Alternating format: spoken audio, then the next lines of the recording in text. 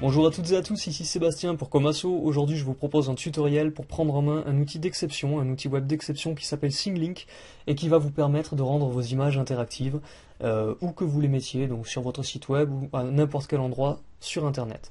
Comment ça se passe pour rendre une image interactive avec Singlink? On y va avec un exemple tout de suite d'un groupe de musique qui s'appelle Simple Plan. Donc ici devant vous à l'écran vous avez une image. Sur cette image, vous avez des petites bulles, des infobulles, et à chaque fois que vous allez passer votre souris sur une infobulle, vous avez un contenu qui va s'afficher. Voilà, vidéo, audio, donc là on est dans le cas d'un groupe de musique, donc essentiellement c'est de l'audio, de la vidéo, mais également les badges des réseaux sociaux, Facebook, Twitter, un lien vers un site internet. Vous pouvez mettre absolument ce que vous voulez dans ces infobulles, et c'est ce qui fait tout l'intérêt de cet outil web. Je vous montre donc simplement l'exemple d'une vidéo. Quand vous démarrez, vous avez le lecteur qui apparaît, et la vidéo YouTube qui va se lancer dans quelques secondes certainement. J'ai mon ordinateur qui peine un petit peu. Voilà, c'est parti. Donc c'est vraiment un outil très intéressant parce qu'il va vous permettre de donner vraiment du dynamisme à vos pages web.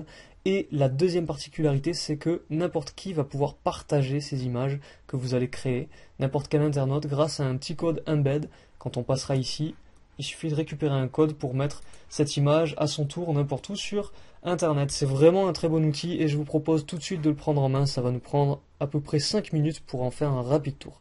Donc, Singlink, l'URL c'est www.singlink.com. Il vous faudra bien évidemment créer un compte, donc vous inscrire. Vous allez voir que Singlink est en anglais, mais vraiment c'est très simple d'utilisation. C'est un anglais basique et c'est l'objet de ce tutoriel de vous montrer comment on fait. Moi j'ai déjà créé un compte, donc je vais tout de suite aller me loguer. Voilà, login, et c'est parti, on arrive sur le panneau d'administration de Singlink. Voilà comment ça se présente. On doit, pour commencer, uploader une image, donc l'image de votre choix, soit à partir de votre ordinateur, soit à partir de Facebook, Flickr ou n'importe quel autre endroit sur le web. Je vous propose, pour commencer, de prendre l'option disque dur. Donc on va aller sur notre disque dur, on clique dessus, Upload Images, ici, Choose Images. Et là, moi, elle est déjà prête. Vous allez explorer votre disque dur. Moi, elle est déjà prête. Ici, je la sélectionne et je mets ouvrir.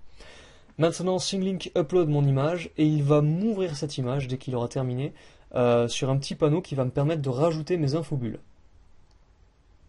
Voilà, on y est.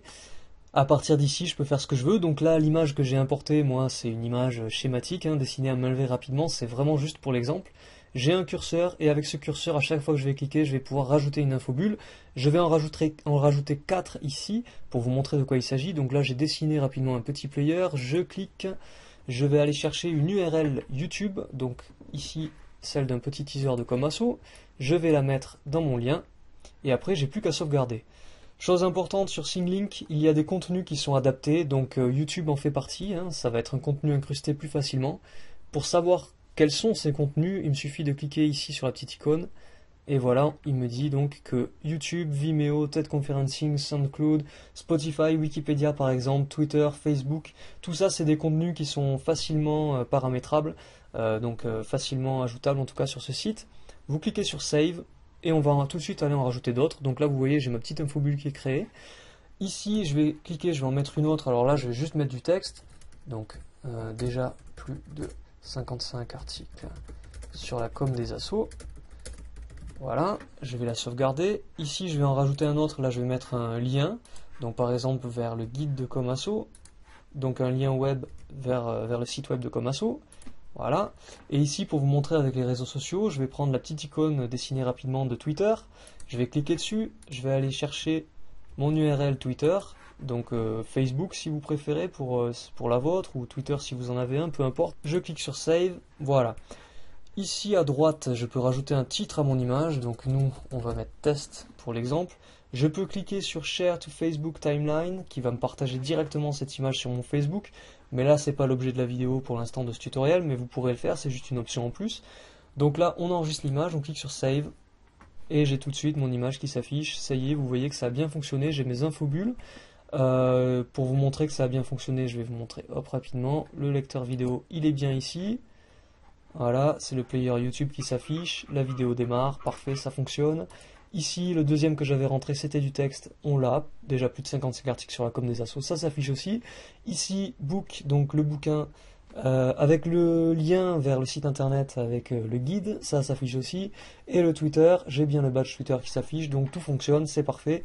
La vie est belle, et maintenant il vous faut simplement rajouter cette image sur votre site web. Donc ça fonctionne comme une vidéo YouTube, il vous suffit de prendre le code embed, donc ici vous voyez qu'en passant la souris sur la petite icône en haut à gauche, je l'ai, donc je le copie. Moi je vais aller sur une page que je tenais toute prête sur Komasu. Donc là on est sur un site WordPress, hein. Donc là c'est sur un article, je vais rajouter mon code et je vais faire un aperçu.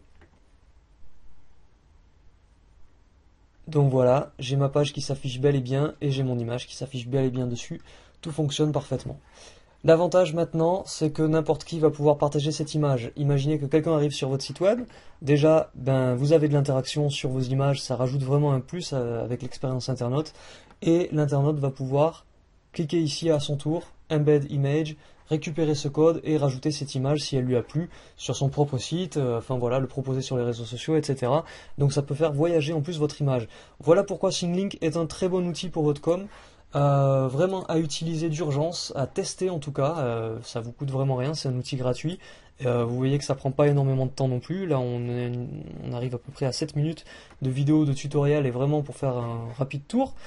Maintenant vous allez pouvoir mettre autant d'images sur Thinglink que vous le voulez. Je vais revenir, donc je vais cliquer sur Dashboard pour revenir à mon interface première. Donc là, c'est l'interface qui va résumer tout ce que j'ai sur Thinglink.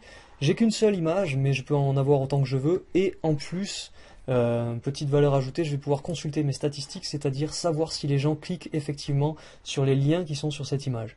Donc ça, c'est vraiment quelque chose en plus. Là, bien sûr, j'ai rien parce que je viens juste d'uploader l'image, c'est tout à fait normal. Mais vous allez pouvoir voir ça. Donc voilà, raison de plus encore pour utiliser Thinglink. C'est un outil exceptionnel, je l'ai dit en début de vidéo, et vraiment je le pense. Je l'ai utilisé déjà sur des sites internet et j'ai pu tester son efficacité. Vous pouvez faire de même, sans compter que pour l'instant je ne l'ai pas trouvé sur des sites associatifs. Donc je vous encourage à être pionnier en la matière et à essayer cette intégration d'images pour rendre un peu plus votre audience participative. Voilà, donc on a fait un rapide tour de ce tutoriel. Après, si vous utilisez WordPress, vous verrez qu'il y a une option qui vous permet de télécharger un plugin qui va vous permettre de personnaliser comme ça toutes les images que vous avez sur votre site WordPress, de rajouter des tags un peu où vous voulez.